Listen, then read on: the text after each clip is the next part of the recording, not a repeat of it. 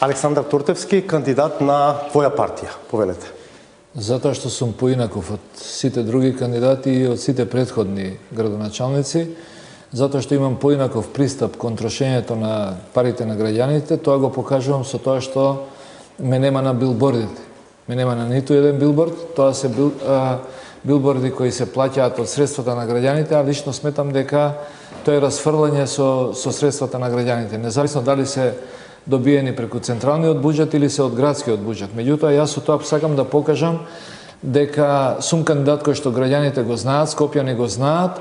Јас сум човек кој што сакам да ги исполнам своите ветувања и не влегувам во проекти кои што не можам да ги завршам.